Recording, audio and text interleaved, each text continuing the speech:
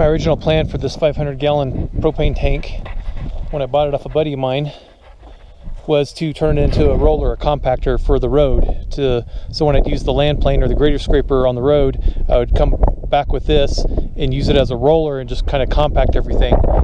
I'm finding that I don't really need to do that. I probably would need to do it if I had gravel, but I'm using road base on the road instead now. So this has just been sitting here for a couple years. And so what I'm going to turn it into is a burn barrel, well, really a trash incinerator. So a trash incinerator, yeah. Sorry about the wind, guys. There's nothing I can do about it. It's going to blow for the next 3 months here. And it just is what it is.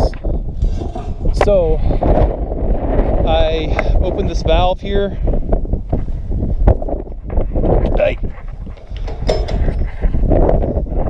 Propane hissed for just a couple minutes, just a light hiss, and now it's gone.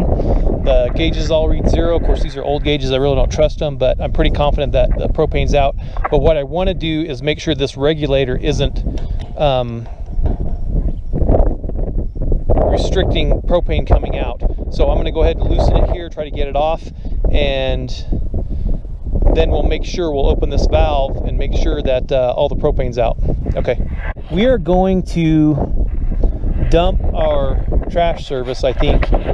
We paid for another 3 months, but it's $250 every 3 months. So it's $1,000 a year. So we've been here 11 years, and that's like a lot of money. That adds up to over $10,000. So we're just gonna, you know, we recycle already. We recycle our glass, our plastic, our metal cans, our aluminum.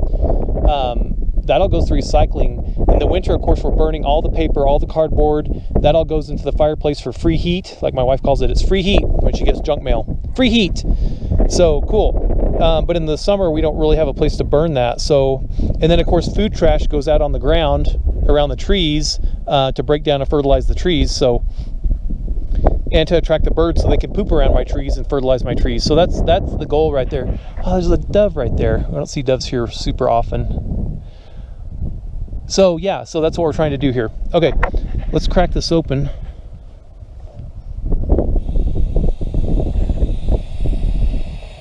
Little bit of pressure there. Not much. Just a little bit. I don't know if that's coming through in the camera, but it's going down and down and down. It's disappearing. And that sounds like it. So let's see if we can get this thing off.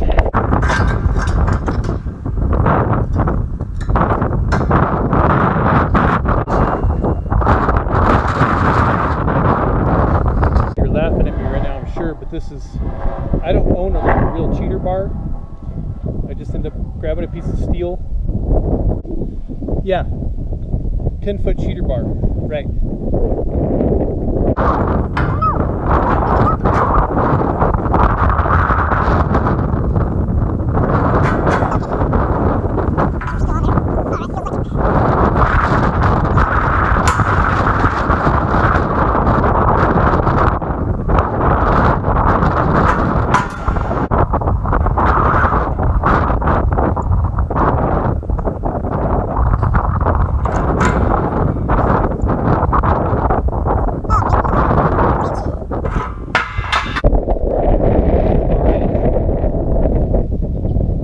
Thankfully, we have a Harbor Freight in our town now, 36-inch.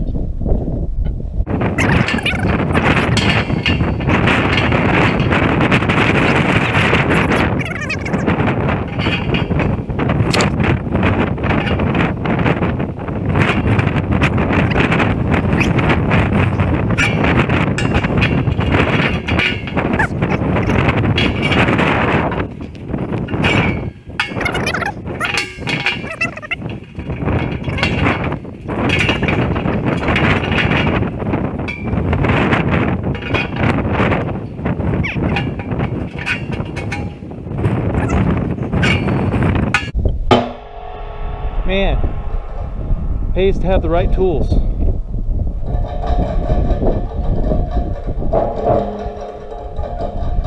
You know, I can think in all the stuff I've worked on over the years, I probably could use this pipe wrench. You know, I count on one hand how many times I could have used it. I either borrowed something or fabricated something else. But had I just bought this a long time ago, it sure would have been nice to have now. Okay, so that's awesome. So that's free.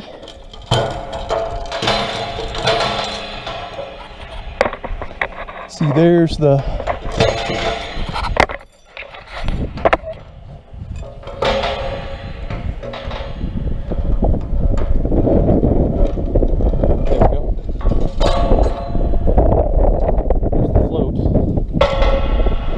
okay, cool.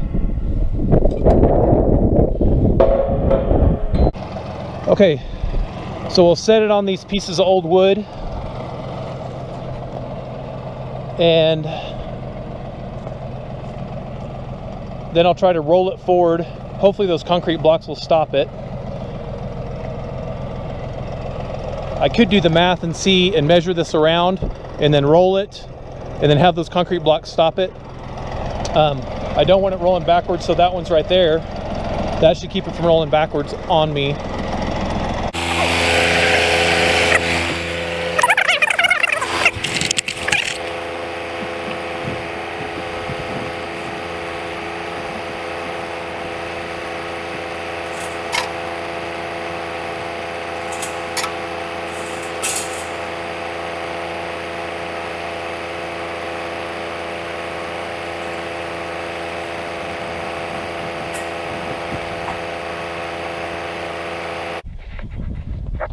All right, next step on the project. It's been sitting for a couple days and you can see the water level there. This tank's leaning this way though, so you can see I've got some space right there. Maybe that comes out in the camera. So I'm gonna fill this up before I go to cutting, just to make sure it's full of water. So in just trying to get this squared up, originally I'd put this little square, you know, right here, and then just kind of rolled it along here and made sure that it lined up like that, but that's not very big, so I realized I could be way off. So then I used this square and I found out, yeah, I was off. So I ended up putting this square on like this and then bending it. Of course I bent it back straight now, but I bent it around and to try to make sure that was square. A little bit of a pain. And then just to check it, I used the 3-4-5 method for checking for a right triangle, right? So you should have a right triangle if one side you measure at 3 inches, the other side, or one base you measure at 3, the other you measure at 4 inches, and then the hypotenuse across should be 5 inches, right? So that's simple. And so I just used multiples. I could have gone a little bit bigger, I guess, but 3 times 4 is 12, so I measured out 12 here. 3 times 4 is, or 4 times 4 is 16, so then I measured 16 down here, and of course this is 20, and it was right on, so I feel good about that being square. That being a square corner right there. And then I'll go ahead and do one over here, and then we'll draw a line along the bottom, and then we'll proceed. Yeah, so this is how the tank's going to sit. It's going to sit on these legs that it already has in place. I'm not going to re-engineer all this, but I might want to go ahead and bring this down a bit further, just so I can get ashes out a little easier. And so once I fill this up, put the plugs in, then I'll go ahead and roll it on its side where this is up. This will probably be this is going to be my first cut right here. So, and then I'll be able to mark that further down. Okay, let's do that. All right, gonna fill up this last little, get this last little air bubble out of here. Okay, that one's filled to overflowing, so is this. I'm going to put the wrench on that. Let's get this one in here. Okay, so I made another hour's worth of work for myself just because I'm paranoid. When I was rolling the tank, I could hear water sloshing around, so I knew I had a bubble on this end because this end was a little bit higher. It had sloped down this way. So what I did was I just put this log here, drug it with the Xterra, flipped it over, and we're putting some water in on this end. It obviously slopes up this way now, so that should get out. And it was just a little tiny bubble. The water level before I started putting water in was just like that far from the top. So I just want to make sure and get all the air out and potential gas that's trapped in there. So just put the level on, and obviously the level is, when I raise it, it's low on this end. So there's the bubble. Okay. So yeah, So we'll just fill it up. I'll put the cap back on. I'll go ahead and mark it right here while I have this, and then I'll probably just go ahead and keep rolling it over, and we'll get it stabilized to where that middle line is at the top. We'll go ahead and start cutting. Okay, now the water's coming out there. That's good. That is full right there. Whatever this little bit of oil that's in there had floated to the top there, and I'm just going to leave that there for a few minutes and just let it kind of run out. So this is obviously the high spot right here. There could be a tiny bubble trapped right there. I'm not going to worry about that. Okay, now it looks pretty clean coming out. So all right, got to use the truck crane. Worked very well. And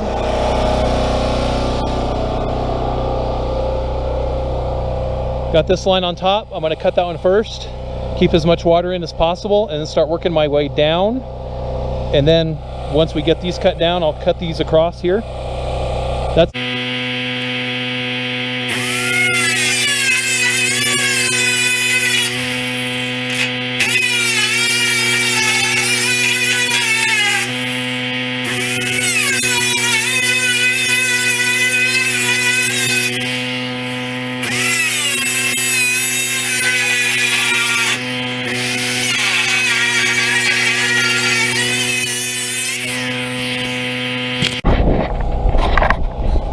well, we scored a line everywhere, all the way around, and I wanted to just do that just to kind of get everything started, so that when I did start cutting through and water started leaking out, it wouldn't, all the way down there, it wouldn't,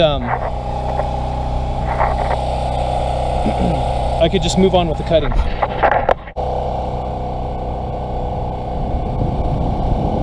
All right, let's see about cutting through here.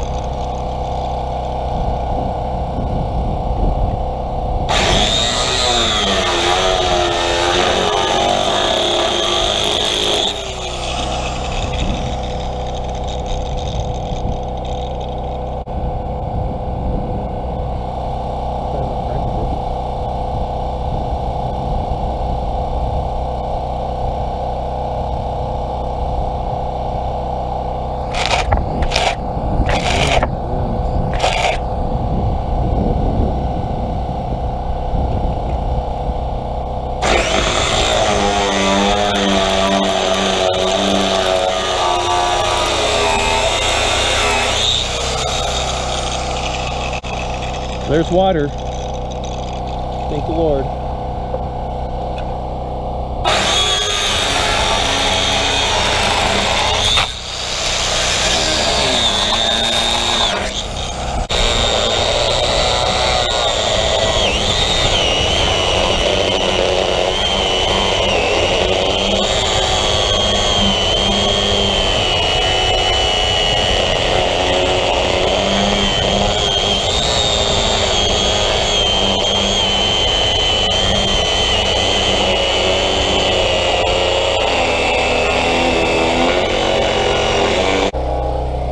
Okay, I've got the top cut across. I'm down to here and here, as you can see. It's taken a lot of blades. See the water pouring out there?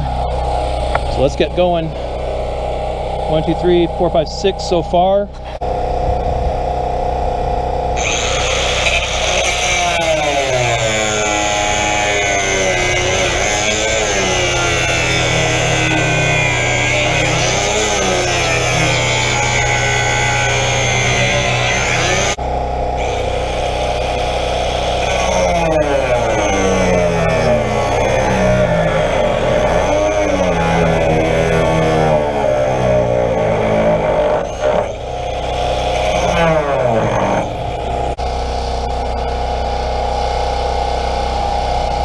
Okay, we're gonna try something different. This Diablo is for cast iron, high strength alloys, stainless steel. It's pretty aggressive blade. Steel Demon, this is just a 6-inch. I've got a longer one, but this is plenty depth for this.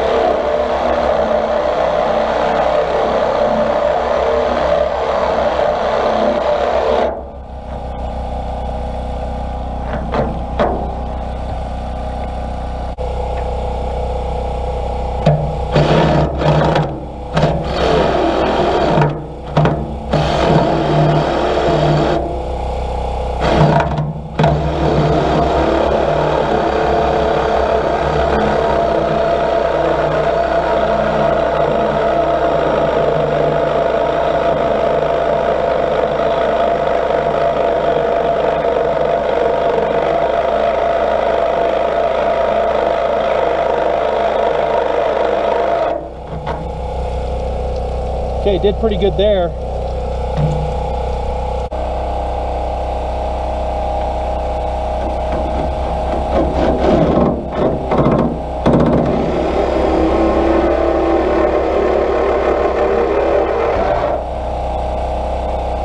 Ding, look at that.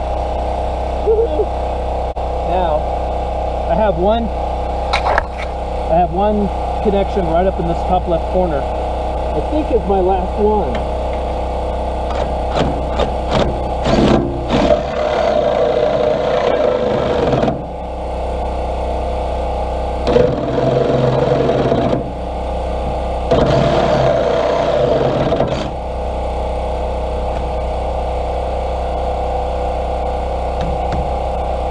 Okay, so that's settled right there.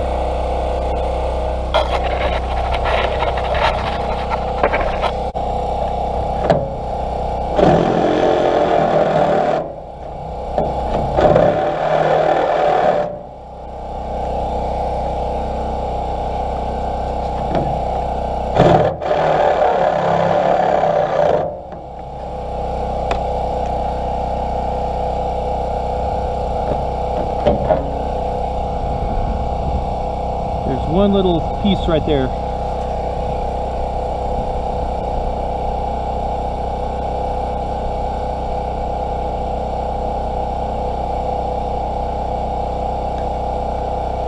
All right. I might be right.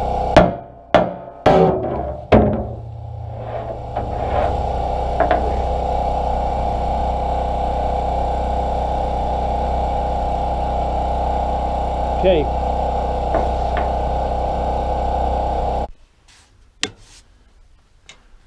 Okay, fuel's off, just ran the carb out of gas. Yep. I didn't realize until this piece fell into the tank. It struck me that I've always considered myself a pretty good redneck, but this might be the pinnacle of redneckism. If you cut a propane tank, so the edge there is actually pretty smooth. It's fairly straight. It's not like straight edge straight, but I mean, looking down and it's pretty straight. Let's look down this one. I mean, yeah, I can't complain. So this took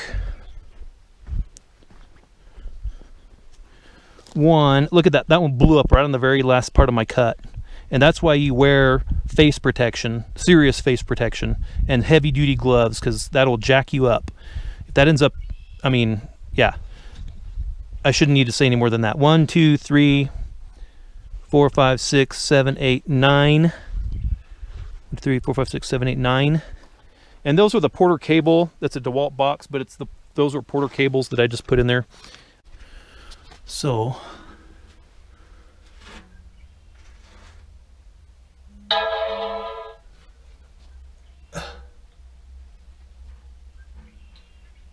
light reflection isn't the camera fogging.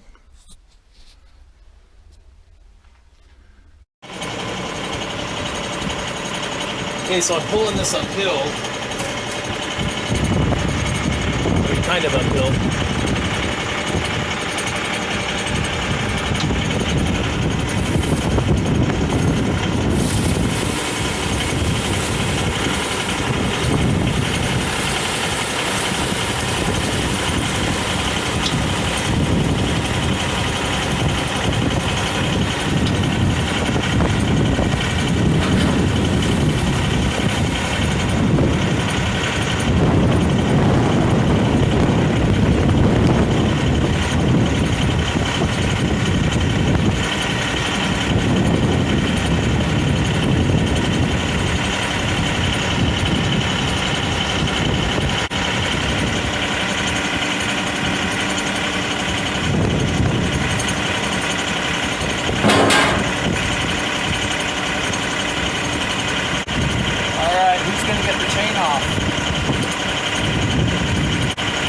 Anybody? Somebody? Well, I guess that leaves me.